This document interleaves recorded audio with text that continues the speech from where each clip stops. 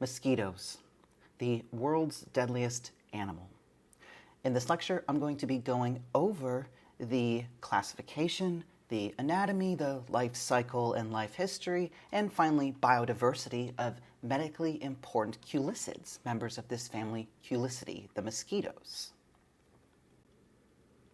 The mosquito family, Culicidae, belongs to the suborder Nematosera in the family Diptera, the true flies. So Nematosera also includes midges, gnats, drainflies, sandflies, black flies, and crane flies. Now with mosquitoes, there are about 3,500 at least described species of them, and they inhabit almost every location on Earth, excluding Antarctica and a few islands.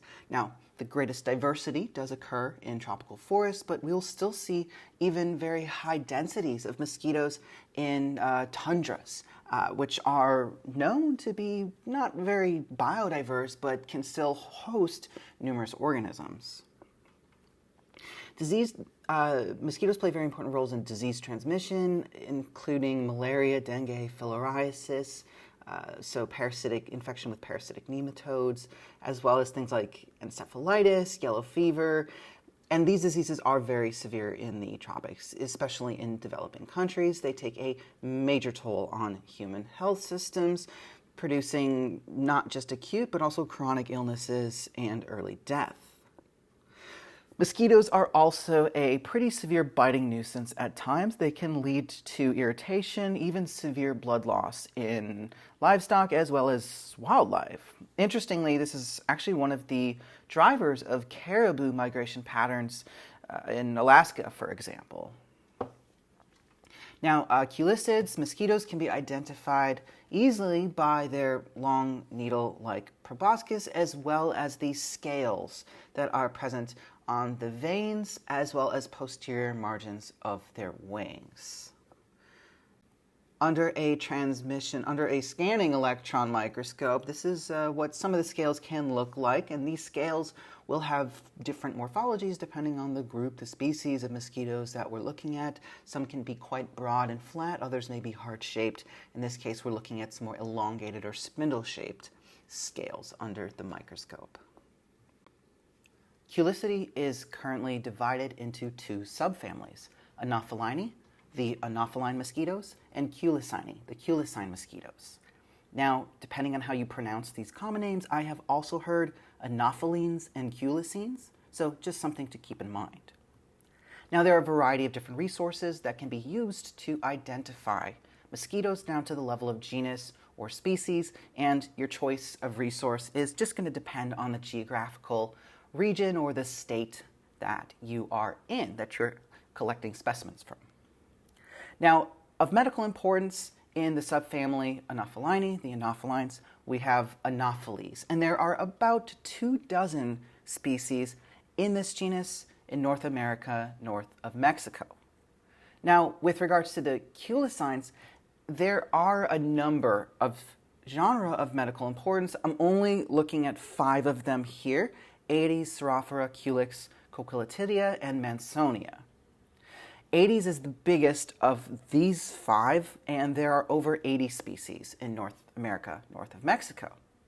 There are about 15 to 20 species in Cerophora. There's a little over 3 dozen Culex. There's 1 species in the genus Coquilitidae in North America, north of Mexico, and that's Coquilitidae perturbans. And then there's 2 in Mansonia, titulans and diari. So these different keys, these handbooks, are going to be very useful for identifying mosquitoes, and if you're ever in need of resources, feel free to ask someone who is knowledgeable of insect taxonomy, classification, identification. When studying the external anatomy of a mosquito, there are a number of features to note. First, looking at the head, the kidney-shaped compound eyes, and then the antennae, which are filamentous with whorls of hairs in females, or very feathery plumose in males. And these plumose antennae have much greater surface area for picking up environmental stimuli, which is going to be very important for males as they search for a mate in their environment. And then finally on the head, the very long maxillary palps. These palps are about as long as the proboscis itself, but in female Culicines, these palps, these maxillary palps, are quite short. Moving on to the thorax, the wings are very long, they're relatively narrow, and they are going to be decorated with scales on the veins and wing margins. These scales are typically black, brown, yellow, or white.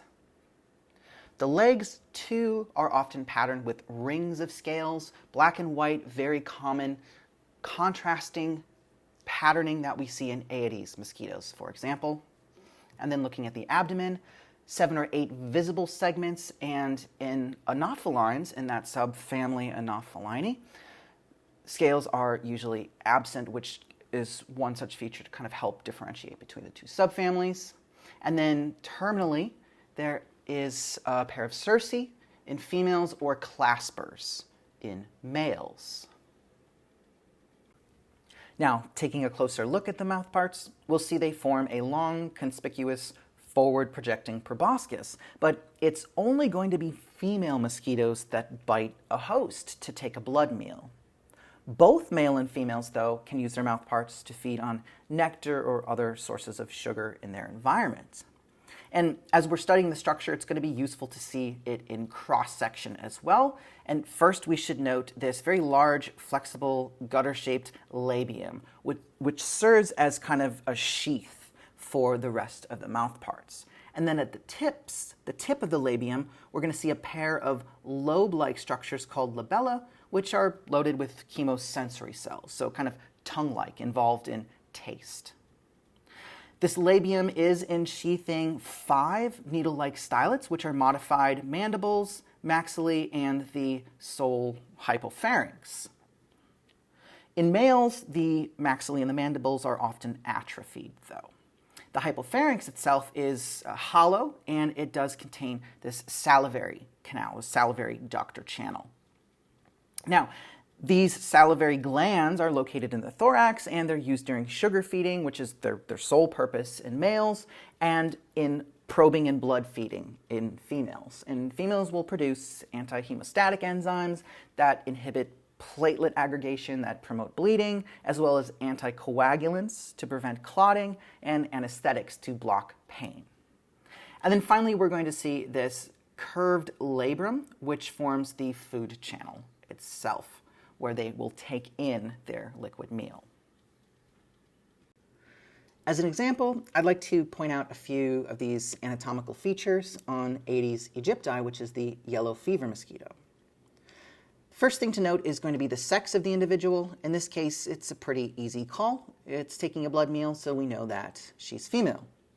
We can also look at the antennae, which in female mosquitoes are filamentous with whorls of hairs. In comparison, males would have very feathery plumose antennae. Looking at the mouth parts, we can see they're currently inserted into their host organism here, and this is that flexible labrum that forms the protective sheath around the 5 piercing needle-like stylets and the labrum, which is curved and forms that food canal. These right here, these are the maxillary palps, and they are very short in our Culicine mosquitoes. In Anopheline mosquitoes, they're going to be about as long as the proboscis. This is the scutum. This is the tergite on the first thoracic segment here, and in some species, it's going to have some pretty characteristic patterning to it to help us identify potentially that species. In Aedes aegypti, it does have a pretty characteristic lyre-shaped pattern. And we see these white silvery scales. We see white silvery scales along the abdomen. And in a lot of Aedes mosquitoes, we see very nice contrasting white bands of scales around the legs as well. Mosquitoes, like all Diptera, are holometabolous insects. So they go through complete metamorphosis with egg, larval, pupal, and adult stages. The eggs are laid singly or in rafts on the surface of the water, or in Aedes, for example, they may be laid in damp soil just above the water line. Then it's going to get flooded at some point after that next big rainfall. The larvae are called wigglers or wrigglers. They're fully aquatic and they'll progress through 4 larval instars. The pupa or tumblers are also aquatic, and then when the adults finally emerge, they'll usually feed on sugars for a few days before seeking out a mate. Now, sugar feeding is very important for obtaining energy. That's needed for flight and dispersal. Not all mosquitoes are going to need to sugar feed right away, but it's pretty common among most species to sugar feed at least kind of throughout their lives. As far as mating goes, females will typically only mate once, but males can mate with multiple females. Now, females will then enter into what's called the gonotropic cycle, which involves taking a blood meal, digesting and maturing eggs to become gravid, and then laying those eggs. And they may lay about 30 to 300 eggs in one oviposition event.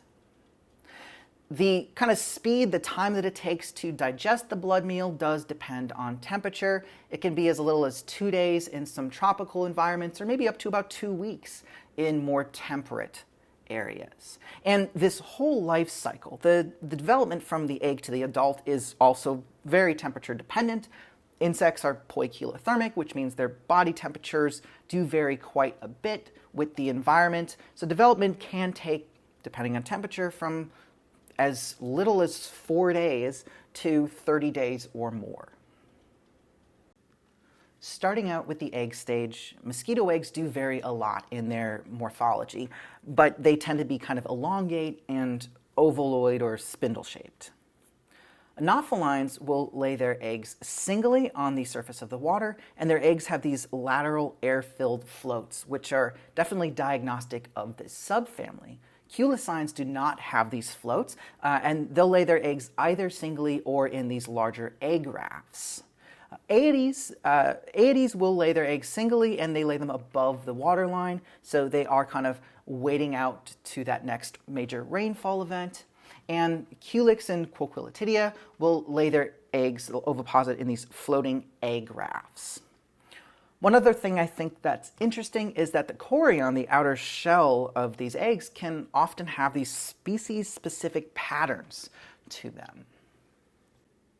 Switching from diagrams to photos, on the left we're going to see Anopheles eggs, which are laid singly on that surface of the water, and we see those lateral floats, which are characteristic of Anopheline mosquitoes. On the right, Aedes and Culix, 2 culicines. Aedes, these eggs are laid singly as well, but they're above the waterline, and for Culix, the eggs are laid in these floating egg rafts. Next is the larval stage.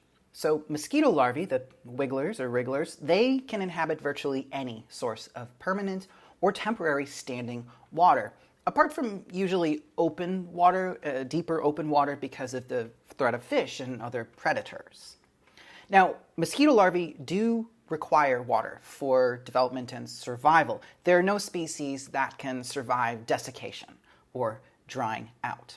And these sources of water, permanent sources include wetlands, swamps, marshes, drainage dishes, semi-permanent to temporary pools, puddles. Even a rain-filled animal footprint can be a potential source or potential habitat for mosquito larvae. Now, pitcher plants, tree holes, they serve as these natural container habitats, or clay pots, cans, car tires, those are artificial container habitats. So very wide range of habitats that might be inhabited by these larvae. And when it comes to distinguishing Anopheline and Culicine larvae, with Anophelines, what's very characteristic is how they hold themselves parallel to the surface of the water.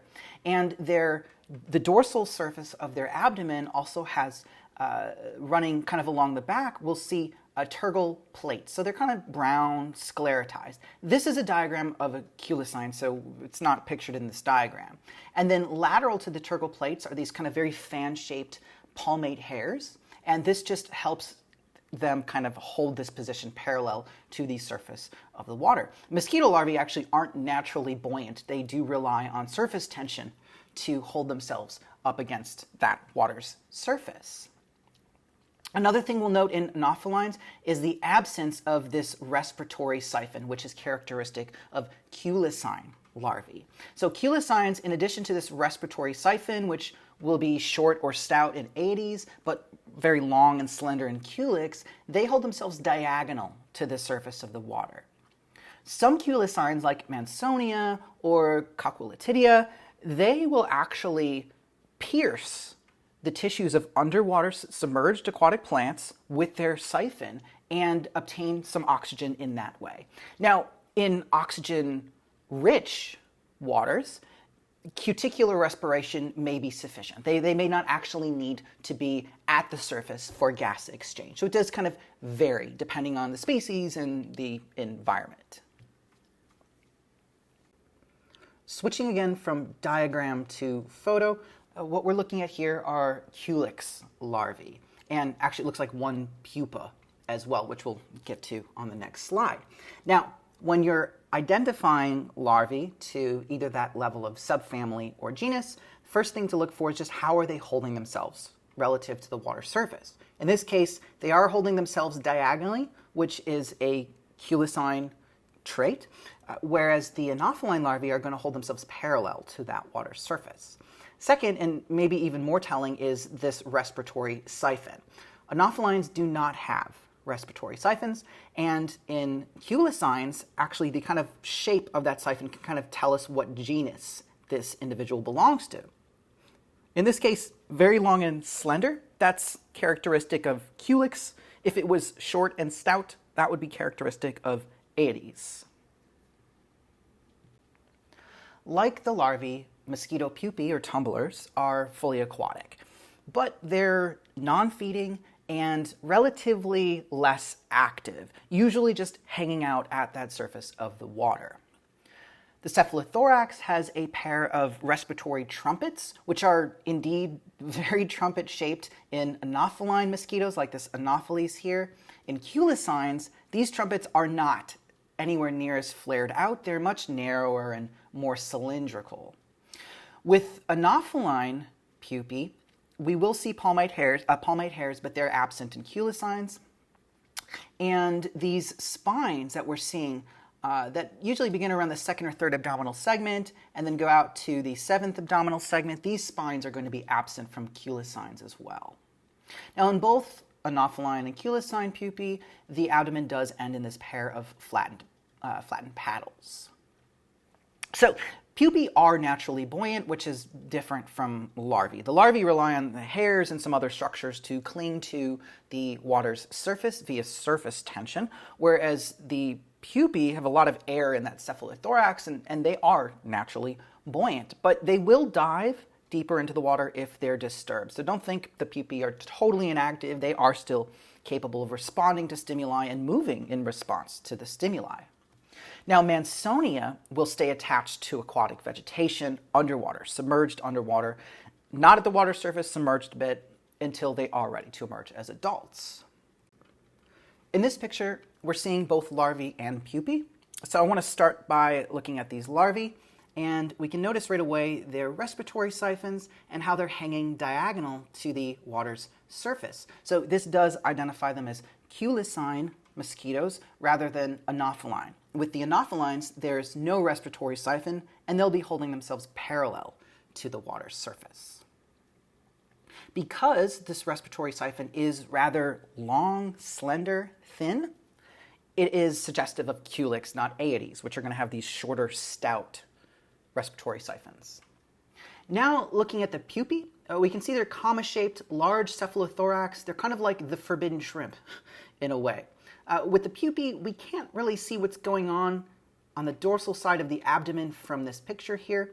In Culicines, we would not see any of those tergal plates, and we would not have those spines either. Again, not very visible in this picture, but what is visible is the respiratory trumpet, which does appear to be kind of elongated and kind of narrow. It's not as flared out. It's not very much trumpet-shaped even, like we would see in the anophelines. Lastly, the adults.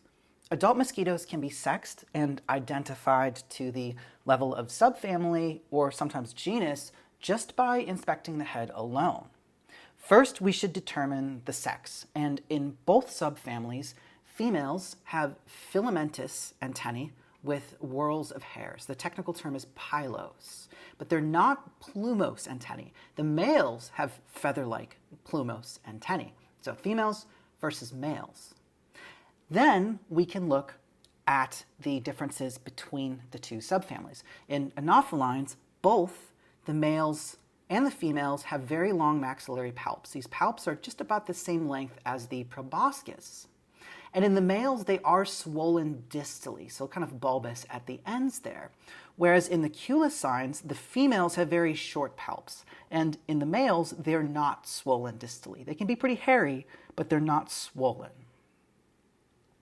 It can be a little bit trickier to distinguish between Aedes and Culix, but with Aedes, the tip of the abdomen is usually kind of pointed, whereas it's blunt in Culix.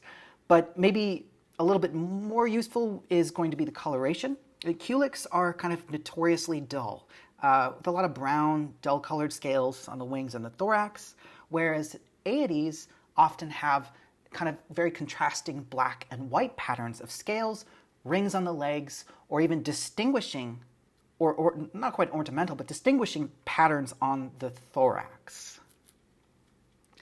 One other useful way to distinguish between these two subfamilies is how they position themselves behaviorally when they're resting. With anophelines, they rest on a surface at an angle, kind of like a dart, whereas Culicines are going to rest parallel to that surface. Now, to broaden out and to talk about the life history of larvae and then adults, like I said before, larvae are found in most permanent, seasonal to ephemeral sources of standing water. Wide range of habitats, wetlands, marshes, swamps, pools, puddles, ditches. Natural containers can be very important as well, including tree holes, pools, and rocks, even empty snail shells. Pitcher plants, just the axis of a leaf, lots of different types of these natural containers. Man-made or artificial containers are also quite important. Jars, cans, pots, an old tire. Actually, any kind of standing water is potential harborage or potential habitat for these larvae. Larvae mostly feed on microorganisms, so bacteria, protists, that kind of thing. Other groups will feed on suspended organic matter or detritus that is in the water. A lot of them are filter feeders, or they might kind of move up and down the water a little bit, do more browsing. A few mosquitoes, actually like the one pictured here, actually are predators and prey on small mosquitoes. This is kind of unusual. This is not the norm for the mosquitoes, but this is this mosquito here. This is Toxorhynchites, and it's a predator. And it looks like it's attacking. Well, we can see with this nice respiratory siphon and being pretty long and thin, Culix larva right here. But this is the common name for this one, Toxorhynchites, is the elephant mosquito or the treehole predatory mosquito, and it is pretty widely distributed throughout the southeastern United States. It's a very interesting life history. With the adults, after they're emerging from pupae, they usually seek some kind of harborage, and this means vegetation, cavities, just some kind of suitable resting place. Different groups, so different genre, different species may be either diurnal, which means day active, or they could be nocturnal, or maybe crepuscular, so active around dawn and or dusk. Now, when they're foraging for sugar, the most important sources are going to be nectar and honeydew, very important sources there. And there are some species where the females don't necessarily need to feed on these sugar sources. They can get the energy that they need just from their hosts, from blood, but a lot of mosquitoes are going to be looking for these kinds of environmental sugar sources, and definitely males, of course, because they're not blood feeding. Then they're going to look for mating sites, so they're not necessarily looking for an individual mate. They're going to look for mating sites, and these kinds of mating swarms can often happen at night. And there's different markers, like different kinds of objects or features in the environment that are going to be attractive to these mating swarms, sometimes even the host, the female's preferred host. is going to be that actual marker for a mating swarm. So like Aedes aegypti and Aedes albopictus, for example, they're looking for that host, and mating is going to kind of occur in that area. Then we move into, we want to talk about the gonotrophic cycle, which is the process of females taking a blood meal before becoming gravid. So the host preference and specificity that females have does vary from species to species, among genre and all, but usually these hosts can include mammals, birds, and or other vertebrates. There's at least one species I'm aware of, Uranotenia sapphirina, and this is a North American species, actually, that takes a blood meal from earthworms, believe it or not. Very unusual. We'll circle back to that. The process of blood feeding itself can take just a few minutes, but then the mosquito will need to rest and digest, mature those eggs, becoming gravid. The oviposition preferences vary, and this just kind of depends on how far these mosquitoes may be willing to disperse, and so on. And one thing I failed to mention, circling back to female host preference and specificity, seeking out hosts in the environment involves like volatile chemicals. Carbon dioxide is a big one. Lactic acid can also be rather useful. And vision, too. Once the mosquitoes get to a certain point, vision is going to be important as well as body odors, body heat, humidity.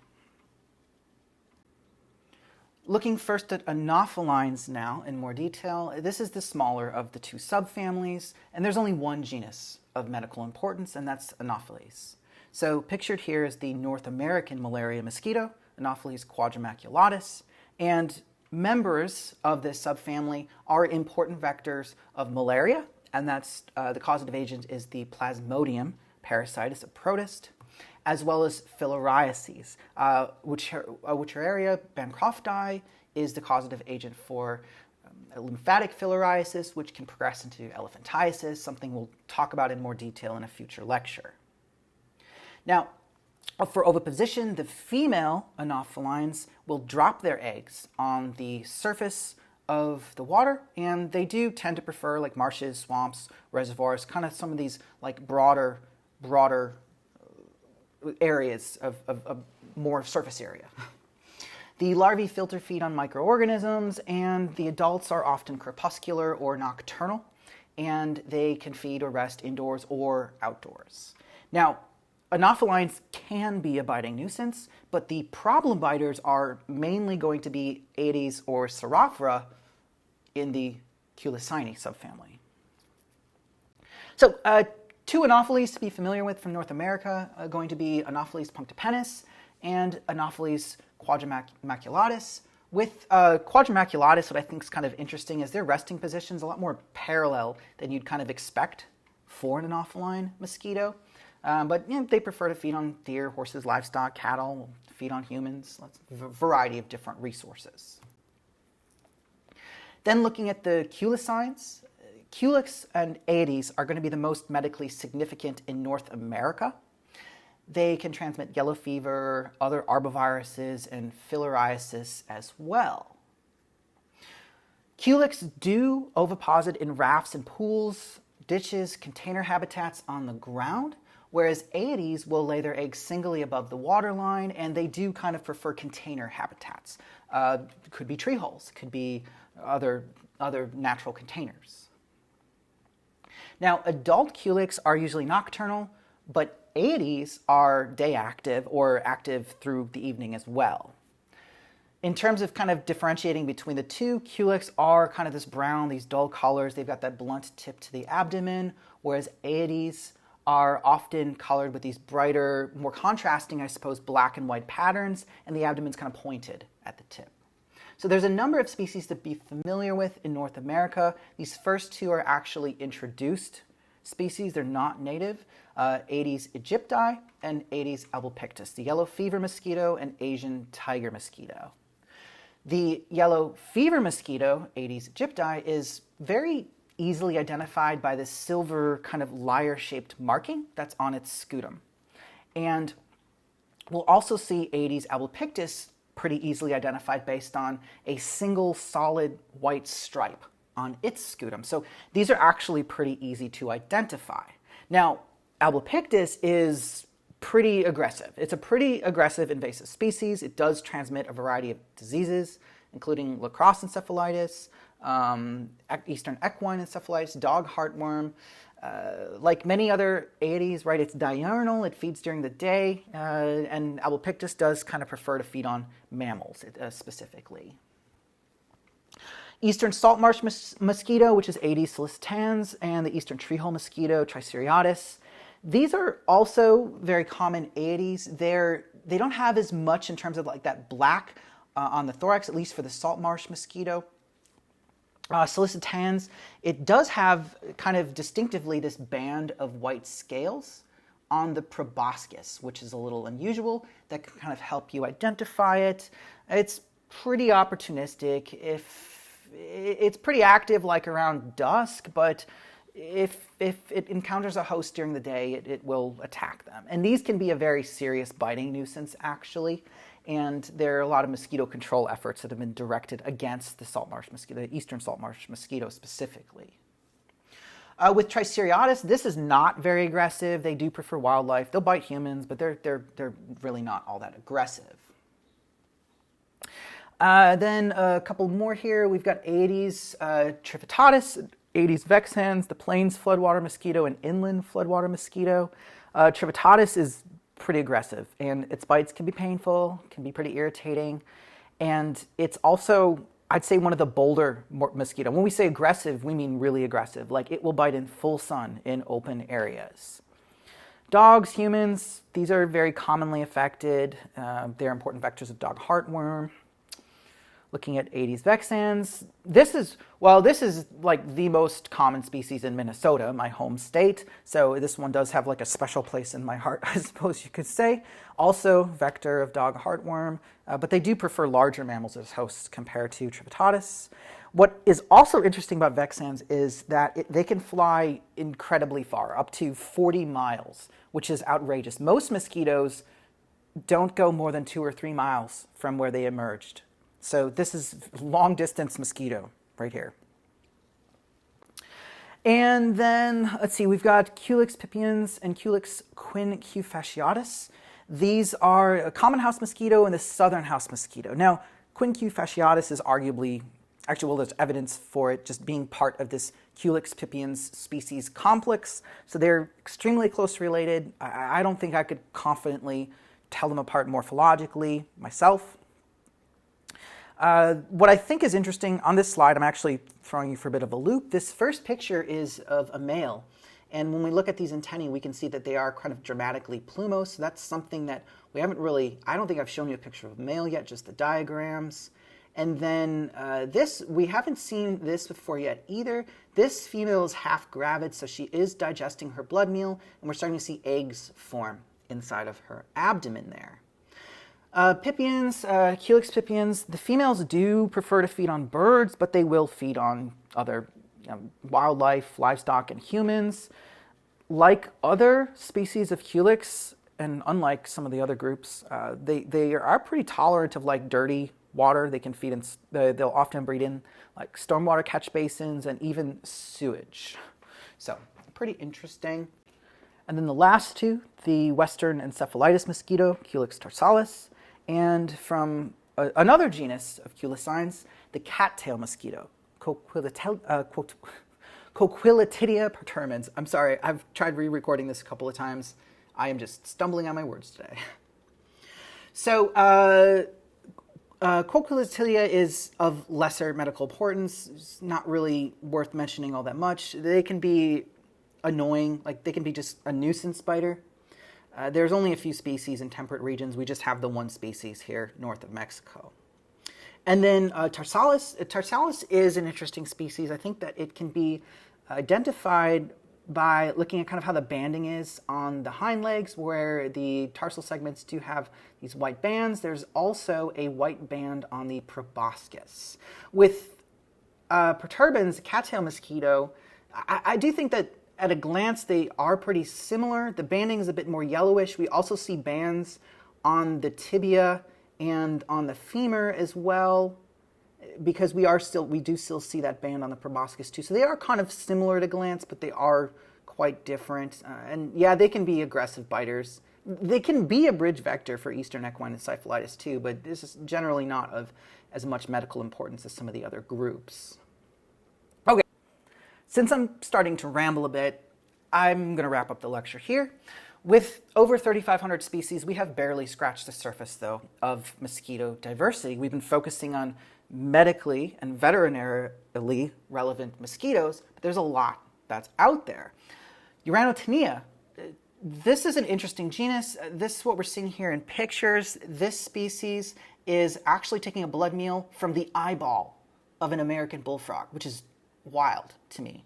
And this is another species of Uranotinea, and I believe I mentioned that before, right? Sapphirina, and they're taking a blood meal from these earthworms here, which is just wild. And this dramatically expands the kind of range of hosts that we understood mosquitoes to potentially utilize. What I learned 10 years ago in medical entomology, in general entomology, is not the same as what we know today. We're always learning so much. So I'm going to leave you with this thought. It's a common myth. It's a myth that mosquitoes could disappear and that would leave no impact on global ecosystems. This is absolutely false. Mosquitoes play a very important role in disease transmission. We may not like that as humans, but this is a very important mechanism for density-dependent population regulation. Mosquitoes also have a huge influence on trophic structure, their trophic effects.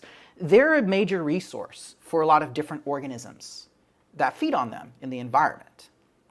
The larvae are also important in terms of filtration and decomposition, and then the adults play a role as pollinators as well. So there's a lot that mosquitoes do in their environment. It's not just disease, and even if we were to just consider their effects as disease, vectors of disease, that's still a very important role.